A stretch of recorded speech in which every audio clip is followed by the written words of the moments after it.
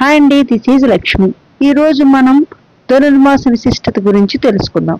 దక్షిణాయనానికి చివర, ఉత్తరాయణానికి ముందుండే ధనుర్మాసం ప్రాతకాలంలా పవిత్రమైంది. ధనుర్మాసం అత్యంత విశిష్టమైంది. తెలుగు సంస్కృతిలో ఒక భాగం. దేవాలయాల్లో జరిగే ఆగమశాస్త్ర కైంకర్యాల్లో స్థానిక ఆచార వ్యవహారాలు, ఇతర సాంప్రదాయాలు కలిసిన అంశాల్లో ధనుర్మాసం ఒకటి. ధనుర్మాసం ఉభయ సంధ్యలో ఇంటిని శుభ్రం చేసి దీపారాధన చేయడం వల్ల మహాలక్ష్మి అనుగ్రహం లభిస్తుంది. దరిద్రం తొలగి అష్టైశ్వర్యాలు సిద్ధిస్తాయి. విష్ణు ఆలయాల్లో ఉదయం అర్చన తర్వాత ప్రసాదాన్ని నివేదించి వాటిని పిల్లలకు పంచుతారు. దీన్నే బాలభోగం అంటారు.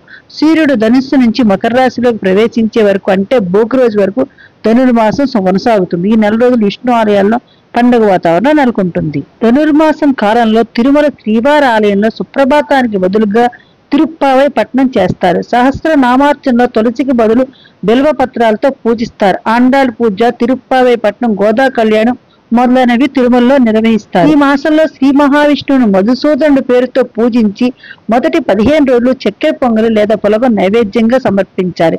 తరువాత 15 రోజులు దద్దోజనాన్ని నివేదించాలి. పెళ్లిడికి వచ్చిన అమ్మాయిలు తమ ఇంటి ముందు ముగ్గులు, గొబ్బెమ్మలతో పూజ చేయడం వల్ల కోరిన వరుడు లభిస్తాడు. గోదాదేవి మార్గళీ వ్రతం పేరుతో విష్ణువును ధనుర్మాసం అంతా పూజించింది. రోజు ఒక కీర్తనతో ఆమె స్వామిని కీర్తించేది. ఈ వ్రతం వల్ల మోక్షం సిద్ధిస్తుంది. ధనుర్మాసంలో రోజు శ్రీకృష్ణుడికి తులసిమాలను సమర్పించే స్త్రీలకు నచ్చిన వరుడితో వివాహం జరుగుతుంది.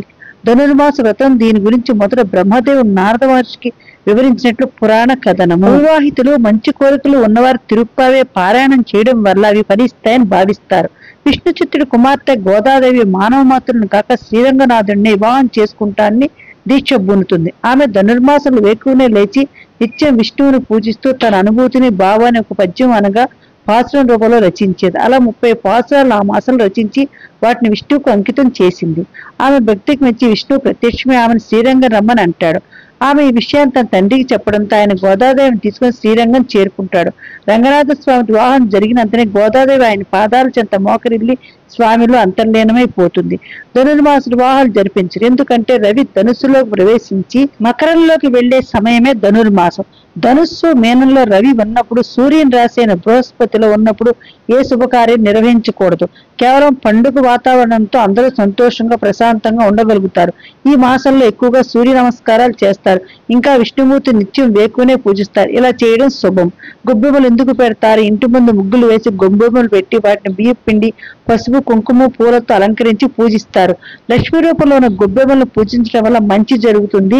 నిత్యం ముగ్గులు వేయడం వల్ల శీలకు వ్యాయామం జరుగుతుంది అని పెద్దలు చెప్తారు. ఓకే గైస్, నెక్స్ట్ వీడియోతో మళ్ళీ కలుద్దాం. ప్లీజ్ లైక్ చేయండి, సబ్స్క్రైబ్ చేయండి. Thanks for watching.